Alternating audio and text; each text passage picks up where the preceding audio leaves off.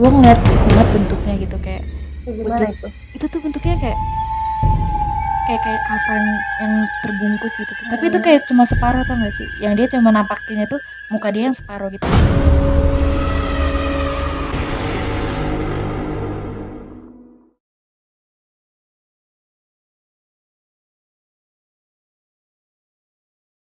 Selamat datang di podcast kali ini di Misteri 21. Kali ini kita kedatangan salah satu narasumber yaitu Mbak Ninik Anjani. Halo Mbak Ninik, bagaimana kabarnya? Ya, alhamdulillah baik ya. Baik, di sini Mbak Ninik Anjani akan menceritakan salah satu pengalamannya merasakan hal-hal gaib yang mungkin gak semua orang bisa merasakannya. Untuk itu, kita langsung saja mendengarkan pengalaman dari Mbak Ninik. Awalnya tuh kayak saudara gue nanya sama gue, lu pernah gak sih ngerasain yang namanya rep-repan?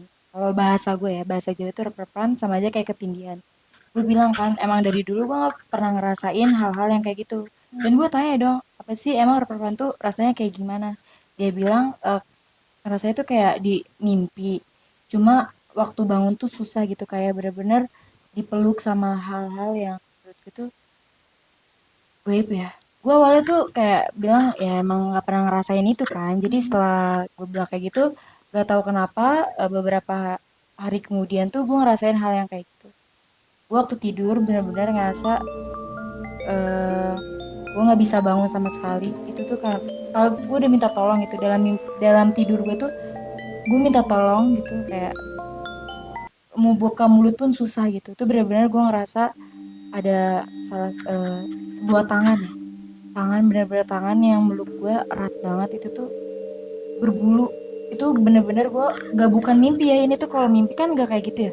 Itu bener-bener gue ngerasain selebat apa itu bulu ya. Itu bener-bener gue ngerasa merindingan. Gue kayak ngeberontak minta tolong gitu, gue ngeberontak kayak untuk melepaskan tangan itu sendiri gitu. Tapi itu susah banget sampai akhirnya gue eh, baca istighfar gitu dalam hati, gue baca doa sebanyak mungkin sampai bisa gitu. Akhirnya itu gue bangun-bangun, gue nggak bisa tidur, gue langsung lihat sekeliling kamar gue bener-bener yang merinding banget gitu kan. Itu bener-bener sih kejadian yang paling horor kan. Terus setelah itu tuh nggak satu itu aja gitu kejadian yang menimpa gue. Berarti udah berkali-kali ya? Iya bener. Terus tapi ini tuh kan kalau yang kemarin kan kerasa tangannya, kalau ini tuh bener-bener kerasa suaranya di kuping gue tuh. Gak tau kenapa kirain gue tuh itu tuh gak malam aja loh kejadiannya. Itu bener-bener siang bolong gitu. Itu kayak gak siang sih, itu kan abis sholat subuh.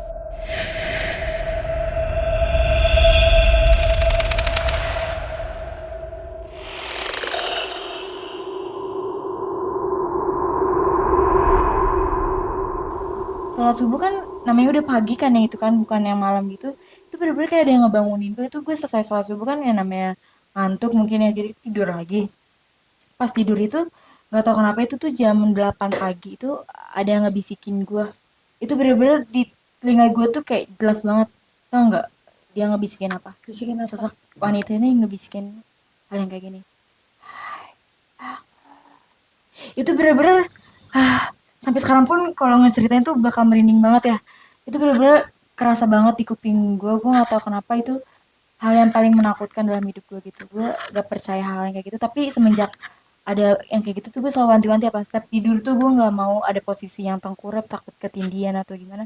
Itu bener-bener ya, bener-bener bukan mimpi, karena gue langsung bangun pun susah gitu, kayak bener-bener tuh dia ngebisikin gue dan bisikannya itu nyata.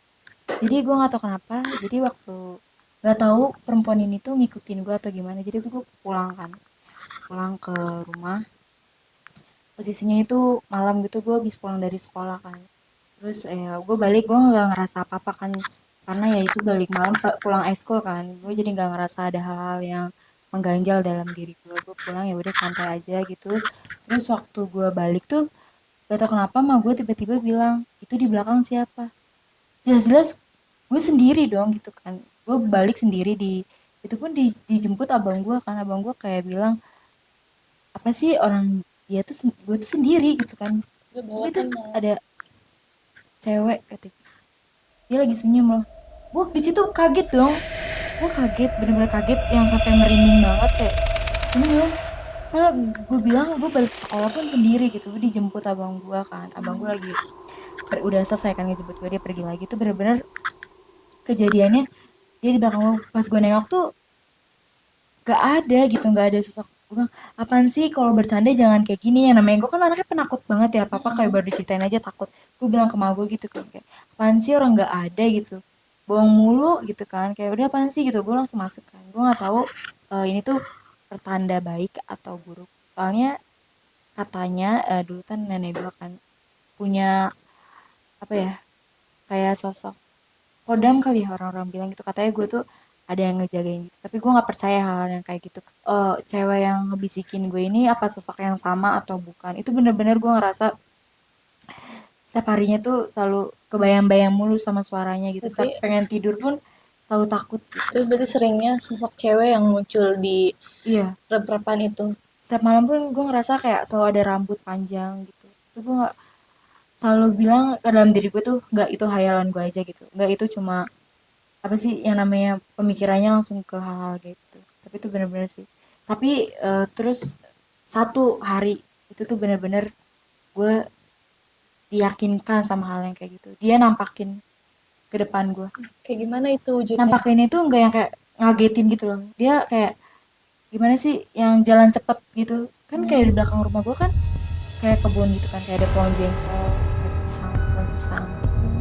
Nah itu kejadiannya waktu Idul Adha ya. Kayak ada arang-arang gitu. Mungkin katanya kalau waktu ini tuh suka mencium aroma-aroma arang gitu kan ya. Itu bener-bener kejadiannya sekelibat depan rumah gue. Ada yang ketawa. Kan katanya kalau ketawanya jauh, berarti dia deket ya. Itu bener-bener kayak malam-malam Tapi gue tapi kelihatan nggak sosoknya seperti apa gitu? kelihatannya cuma putih gitu. Terus kayak pucet, Hmm. yang bener-bener mukanya pucet. Terus yang rambutnya panjang tapi kayak sekelibat doang, kayak Frit langsung sambil ketawa, nggak tahu itu ketawa atau nangis. Itu kayak menunjukkan kalau dia tuh ada gitu. Karena kan gue selalu nggak nyangka kan, Hmm. nggak mungkin gitu, cuma halusinasi gue aja. Mungkin waktu dia nampakin itu ngasih tahu kalau dia tuh beneran ada. Itu kejadian yang menurut gue sangat eh, paling horor ya menurut gue.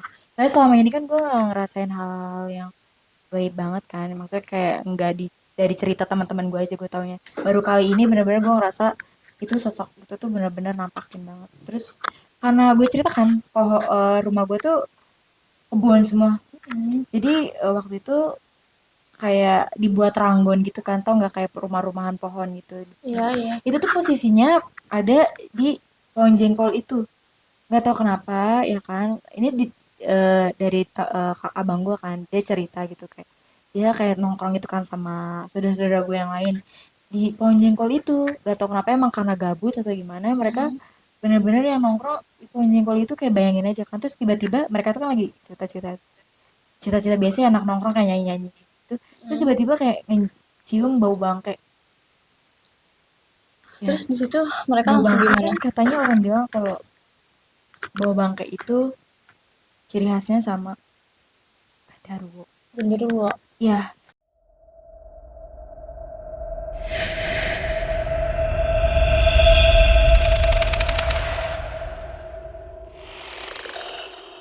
jadi saudara gue bilang dia benar-benar ditampakin sama sosok itu. Dia tuh kayak gede, matanya merah, sosoknya gede gitu loh, kayak gede berbulu, nampakin di depan dia gitu.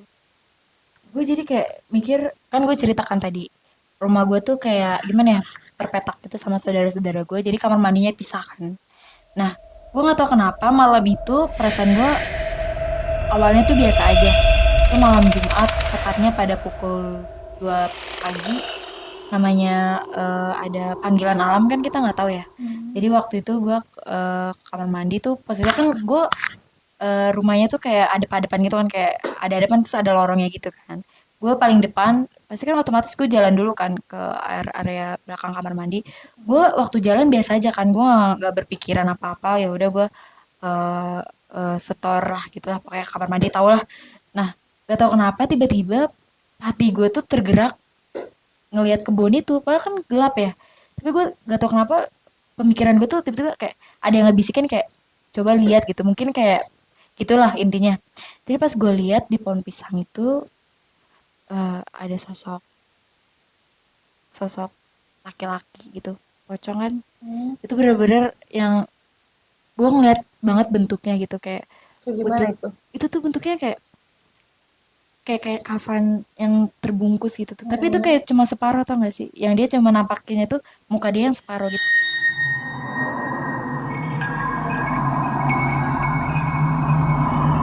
Gitu loh. Jadi kayak oh, gitu loh. iya Itu iya. ih sumpah merinding banget. Kayak melotot gitu tuh. Gue dari situ gue langsung lari, gue langsung masuk ke kamar kan, gue baca doa kayak takut banget, kayak terbayang-bayang sama mukanya gitu. Itu bener-bener di kebun itu tuh banyak banget gitu loh Tapi si gaib-gaibnya. pocong itu cuman ngeliatin aja gitu. Iya mungkin dia kayak gue nggak tahu karena lagi sensitif atau gimana, itu tuh bener-bener nampakin banget gitu. Terus gak tahu kenapa emang apa karena itu kebun kali ya, jadi tuh banyak banget kejadian-kejadian gitu. Jadi waktu saudara gue hamil gitu, kan mungkin ada ya pantangan orang hamil nggak boleh maghrib-maghrib, maghrib-maghrib tuh masih di luar gitu. Hmm, Tapi saudara gue nggak tahu kenapa maghrib-maghrib tuh masih di luar gitu. Itu bener-bener di pohon nangka Mbak Kunti itu tuh yang ketawa ngikik, bener-bener kelihatan jelas hmm, banget dia, iya. Ngetawain bener-bener ya. iya ngetawain, dan wujudnya tuh ditampakin banget. Kayak gimana sih, ketakutan itu kan langsung kayak merinding banget kan, apalagi katanya yang dilahir tuh anak cowok, katanya Mbak Kunti itu suka sama yang hamilnya tuh Anak anak cowok. cowok gitu. Itu bener-bener gue ngeliat sendiri kan, itu gue posisinya masih kelas SMP Oh, kalau nggak berarti tuh salah. lu lagi sama. Iya, maghrib-maghrib kan masih di depan teras rumah gitu kan, masih kayak Hmm, pada cerita-cerita. Itu bener-bener bukan yang di kebun ya. Ini jadi tuh kayak rumah gue tuh dulunya masih banyak banget pohon-pohon kan, kayak pohon nangka gitu. Depan rumah gue tuh belum dijadiin kontrakan kayak sekarang gitu. Itu bener-bener kayak pohon sukun. Itu kan tempatnya biasanya makhluk-makhluk gaib nggak sih, kan pohonnya gede ya. iya. Jadi mungkin di situ sarangnya gitu. Itu bener-bener nampakin banget wujudnya. Dan ketawanya tuh jelas banget. Hmm, Itu sih kejadian yang bikin gue takut gitu. Setelah kejadian yang menimpa gue baru-baru ini tuh ya, kalau nggak, gue eh, di suatu tempat gitu kan, di kos, gue denger setiap malam itu kayak ada suara gantungan gitu. hmm. Iya, itu gue nggak tahu Kayak kenapa. gimana suara gantungannya? Tau gak sih, kayak gantungan yang ada palang gitu, Hmm, kayak naruh-naruh baju, itu bener-bener kayak sengaja dimainin, kayak serak serak serak. Pasti kebayang dong sama suaranya. iya. Itu gue nggak tahu kenapa dia ngasih isyarat harus ngerapihin atau gimana, tapi tuh bener-bener kejadian itu tuh keulang gitu setiap malamnya. Jadi kita Ngasih tuh isyarat gitu ngasih ya. isyarat itu. Jadi pas gue dapat itu kan, gue ngasih tahu kan ke orang yang punya kos itu kan, gue lagi nginep itu. Posisinya gue lagi nginep. Pas gue bilang gitu, coba dirapihin, mungkin yang ada di sini keganggu gitu. Pas kita rapiin, gak ada lagi hal-hal yang kayak gitu. Itu Berarti sih cuma kejadian. ngerasa keganggu jadi dia Ya, kasih kode gitu ya. itu sih. Jadi cerita gue mungkin pengalaman yang menurut gue paling horor, yang paling gue ngerasain itu tuh yaitu yang dibisikin sama ditampakin, bener-bener ditampakin depan gue banget, yang sekelibat gitu tuh. Itu bener-bener besoknya gue langsung sakit. Itu kan katanya kalau yang sakit itu kan berarti bener ya, bukan cerita bualan. Itu sih. Jadi dari dulu juga tuh gue orangnya perasa gitu loh. Jadi kayak apa-apa tuh langsung rasa merinding gitu. Itu sih. Jadi Bisa ngerasain hal-hal ya sensitif gitu ya. sensitif. Jadi kejadian yang menurut gue paling horor itu sih yang bisa gue ceritain gitu, gue kasih sharing gitu. Jadi intinya kalau untuk yang di kos itu gue saranin mungkin dimanapun kita berada harus menjaga kerapihan ya. Pasti kan walaupun mereka makhluk gaib gitu kan, mereka juga suka kerapihan. Kita sebagai manusia gitu harus ngejaga juga supaya tidak diganggu dengan cara kita ngerapihin barang-barang kan. Terus yang gue kalau cerita hal kayak gini tuh gue selalu bilang dalam diri gue sama itu, kayak kita beda, jadi kita masing-masing aja. Jadi setiap gue dapat kejadian kayak gitu, gue selalu ngomong kayak gitu, kita beda, jadi jangan pernah ganggu gue nggak ganggu lu juga nggak, lu juga jangan ganggu gue selalu bilang gitu. Jadi kejadian-kejadian itu tuh nggak ada lagi gitu Jadi masing-masing aja ya. ya gitu. Jadi kayak gue cerita kayak gini juga, bilang kan ke sosoknya jangan ganggu, kita masing-masing aja. Gue hanya untuk menceritakan Iya, saja hanya gitu, tidak untuk sharing mengganggu. aja. Ya betul, sharing aja. Jadi buat kali ini semoga nggak ada gangguan lagi gitu. Bener aja. Itu aja sih yang dapat gue ceritain gitu, kasih cerita sharing-sharing gitu buat nonton kali ini. Terima kasih Mbak Ninik atas sharing-sharing cerita horornya.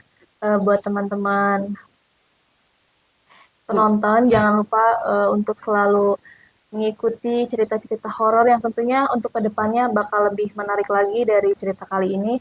Jangan lupa untuk like, komen, eh share, dan juga subscribe. Terima kasih.